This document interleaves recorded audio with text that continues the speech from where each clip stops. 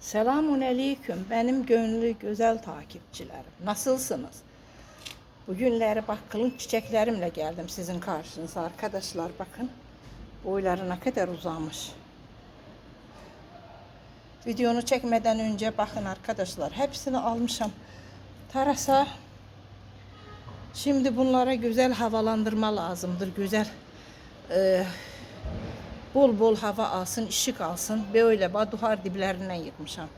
Benim güzel takipçilerim bu kılınç çiçekleri böyle duvar diblerini çok severler.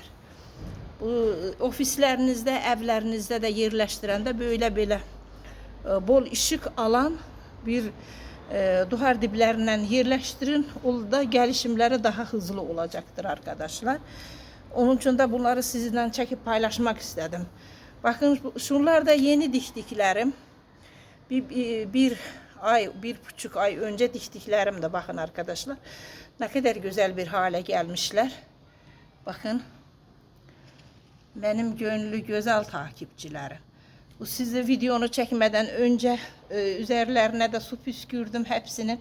Biraz yapraklarında tozlar oluşmuş dışarıda yığıram. Sonra da can suları zamanıydı. Can suları uyguladım arkadaşlar. Can sularına da her zaman söylüyorum. Benim güzel takipçilerim mutlaka birkaç gün önceden damacanalara alın. Ağzı açık bir formda behledin. Onun terkibinde olan klorlar, kirecler dibine tüksün. Sonra da çiçeklerinize uygulayın. Tüm çiçeklerinize ait de. Benim güzel takipçilerim. Bu kılınç çiçekleri bildiğiniz kimi evin havasını, ofislerinizin havasını o kadar temiz tutacak ki. Bak bu bronşit hastalarına da çok iyi gelir. Çok bol oksijeni var arkadaşlar. Odanın havasını o kadar temiz tutur ki. Onun için de ben tavsiye ederim iş yerlerinizde, ofislerinizde, yatak odalarınızda tutmağı çok tavsiye ederim. Şimdi de bu çiçeklerin, bu kılınç çiçeklerinin bakımı çok da öyle zor değil. Zaten ben bildiğim gibi herkesin evinde de var, yani olması gereken de bir çiçek. Çok bereketli bir çiçek. Bak böyle el arasında da konuşuyorlar bu çiçeklerden. Dikseniz çiçek açma zamanında böyle el arasında böyle dedikodulu yapılan bir şey.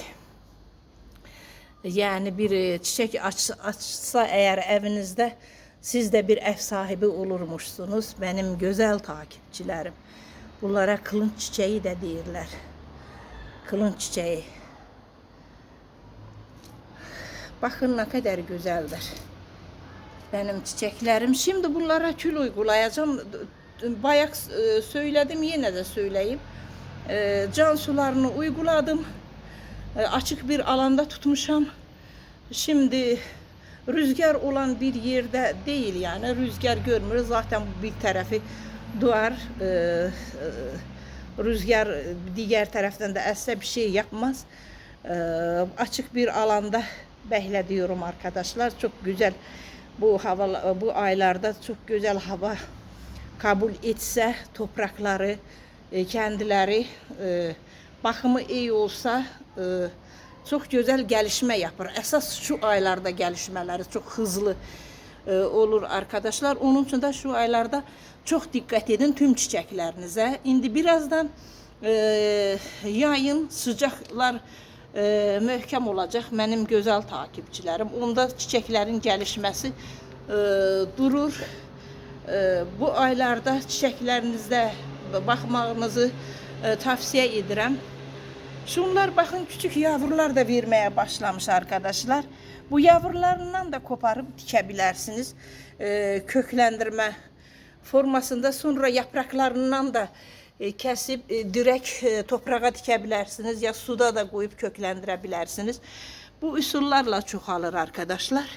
Öyle çok bir zor ne bakımı yoktu, ne çok zor bir dikimi yoktu. Şimdi bunları yumurta kabuklu suyu uygulayacağım arkadaşlar. Yumurta kabuklarımı damacanaya koydum. Bir 10 gün beklettim. Şimdi de bunlara uygulayacağım, gelişmelerinde çok faydalıdır arkadaşlar. Bu yumurta kabukların veren şunlara uygulayandan sonra inanırsın ki bunların yavru vermeye başlayırlar. Çok yemyeşil yaprakları çok yemyeşil olur. Benim güzel takipçilerim inanın ki o kadar yemyeşil yaprakları olur ki büyük kalsiyum deposu. Bu çiçekler, bunların yeni uygulamışam bu büyüklere. Onun için de bunlara daha çok az uygulayacağım. Benim güzel takipçilerim. Bak şurada da değişik çiçeklerim var. Onların da hepsine uygulayacağım. Videonu kapattıktan da sonra diğerlerine vereceğim arkadaşlar. Bu kürdan uygulayacağım. Sizi için şunları çektim, paylaştım. Bu kadarını yani. Zaten bu kılınç çiçeklerini çok tez sulamayın. Toprakları tam kurumuş bir hale gelsin. Bunlar çok o kadar da suyu sevmezler. Bir de saksının altında o böyle tabakları olur ya, saksının alt tabakları. Onlarda da su birikmesine izin vermeyin. Tüm çiçeklere aittir. Kılınç çiçeği de başta olmakla. Ben bakın tarastadır. Altına bir tahta parçası koymuşam, yani ahşap. Suyu döktüm, zaten aktı gitti. Böyle de tutacağım. Sonra tabak lazım gelse yerleştireceğim. Eve koyanda zaten alt tabaklarını yerleştiririm saksıların altına. Şimdi gerek yok. Benim güzel takipçilerim. Bakın ne kadar güzel olmuş. Bak bunları da yavrularından ayırıp dikmişim arkadaşlar. Ne kadar böyle güzel. Buradan da dikenden sonra bak bu yaprağı yeni vermiş arkadaşlar. Çok güzel bakıram. Bakımını çok güzel yaparım arkadaşlar. Söylediğim gibi zor bir bakımı yoktur. Her birinize teşekkür ediyorum. Benim güzel takipçilerim. Hoşça kalın diyorum. Bak böyle de çekim gösterim. Ne kadar güzel.